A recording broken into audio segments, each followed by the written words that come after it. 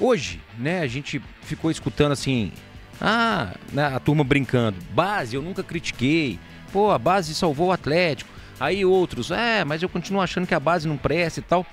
Para que as pessoas entendam um pouquinho o processo de categoria de base, eu falei aqui outro dia, e até exemplifiquei com a filha do Guilherme, que é médica, que o funil para se entrar no futebol, nos grandes times, ele talvez seja um funil muito mais apertado do que para você passar num vestibular de medicina numa universidade federal.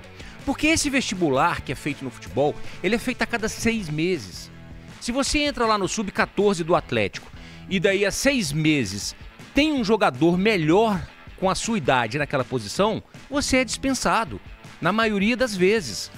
E aí, daí a 6 meses, se você fica, tem outro. E daí a 6 meses tem outro. Ou seja, chegar ao profissional é um negócio muito complicado. Então, primeiro você tem que captar esse jogador. Esse jogador tem que mostrar talento. Esse jogador tem que se ambientar, tem que entender. Tem muitos que não suportam o dia a dia de uma categoria de base.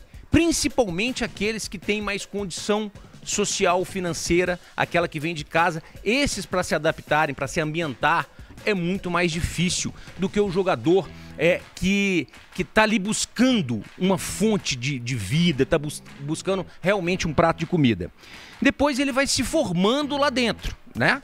Depois você identifica quais são esses talentos e aí o jogador está pronto, supostamente, esses que conseguem chegar lá, passando por mais esses funis, na transição, que é um negócio extremamente complicado.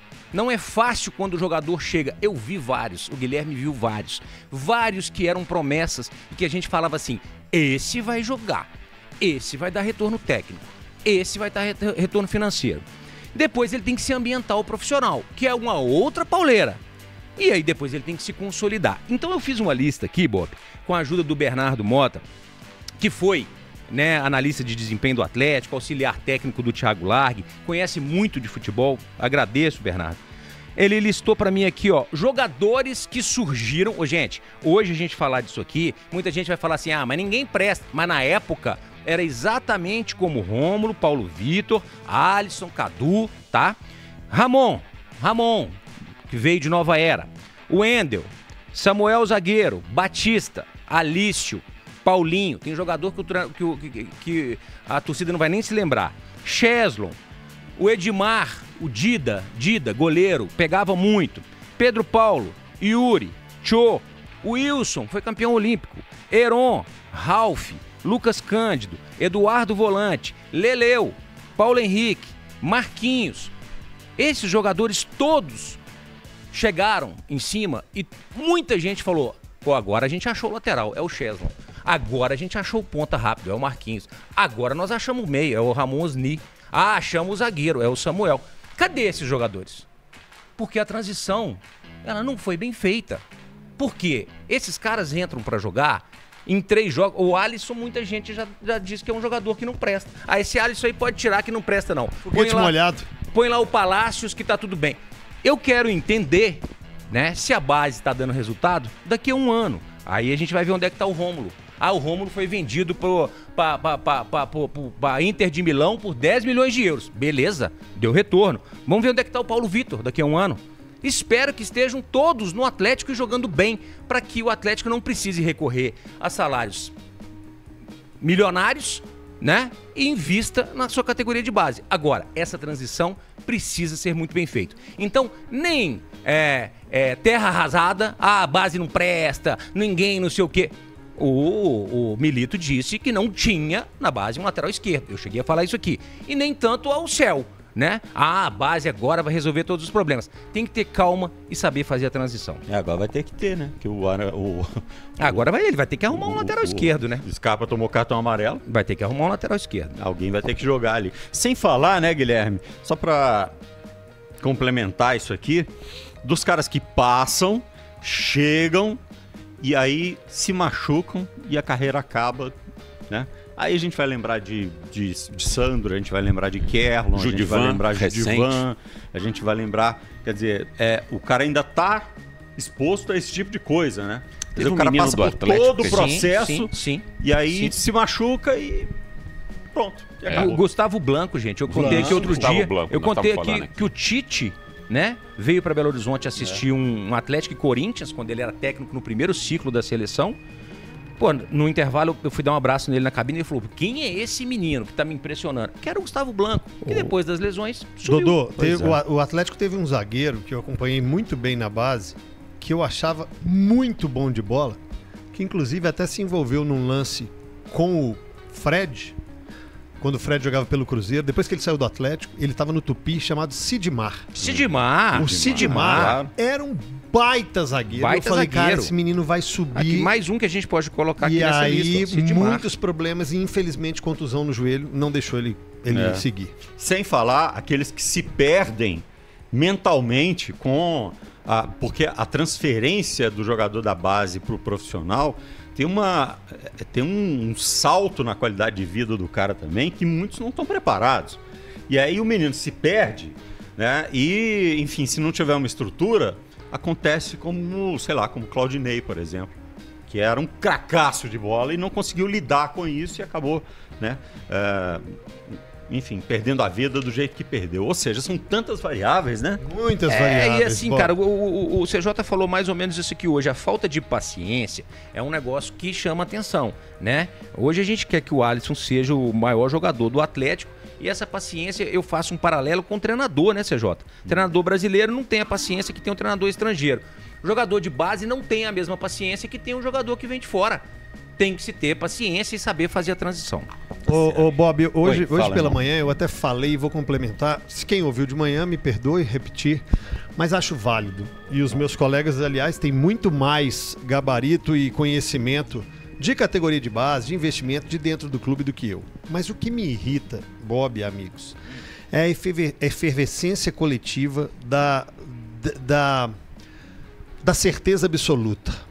Aí você vai falar assim, não entendi, CJ. É o seguinte, você ouviu um amigo seu falando assim, essa base não presta, a base não revela nada. Você ouviu? Aí você guarda isso pra você.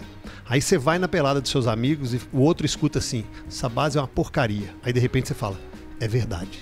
Nunca viu um jogo de base, nunca acompanhou nenhum processo e entra nessa efervescência coletiva de base é uma bosta. Essa base do Atlético... Gente, eu não tô falando que não tem que cobrar, não. Tem que cobrar. Qual é o investimento? Qual o valor? Erasmo Damiani, vem aqui. Sérgio Coelho, o Menin, quanto que você investe? Tá? O que é feito?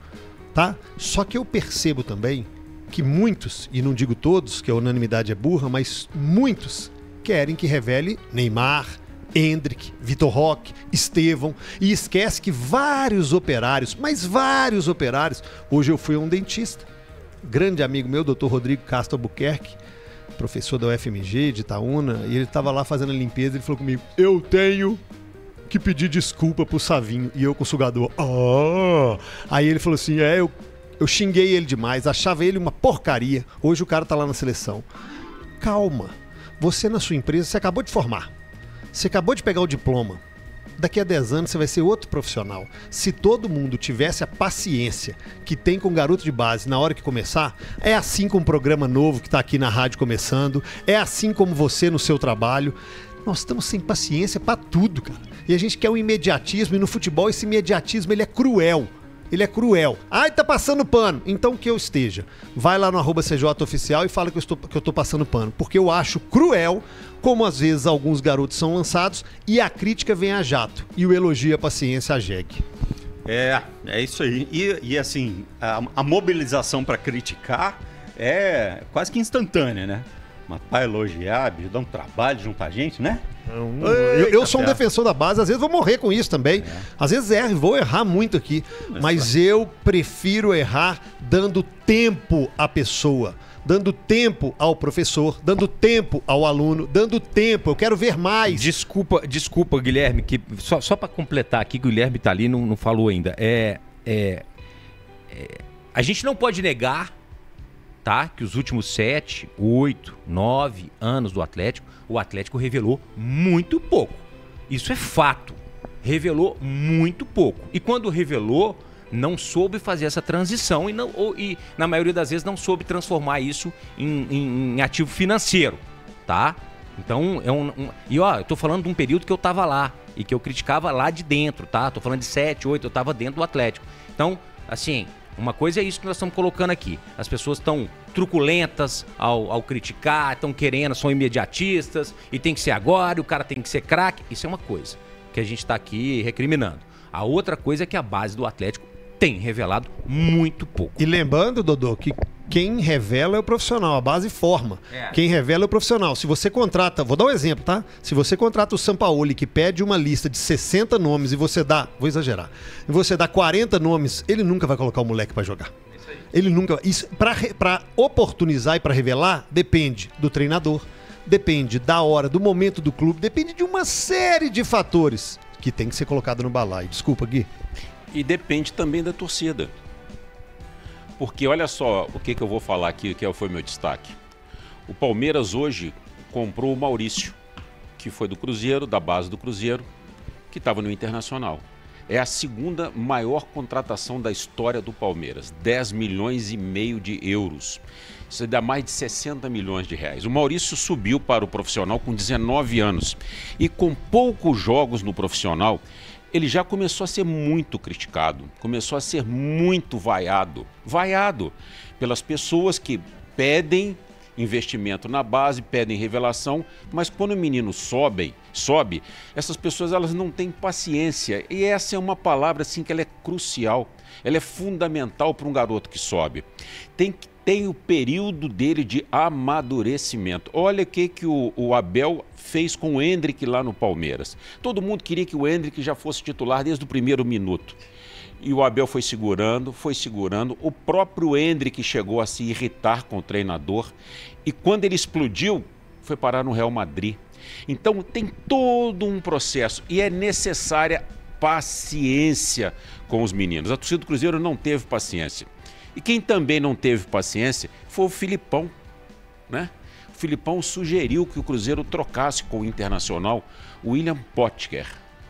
Por onde anda o William Potker? Alguém pode me dizer? Eita, vamos pesquisar e já te achamos. Então, foi uma transação que um ficou com 50% do outro, o outro ficou com 40%, uma confusão tremenda.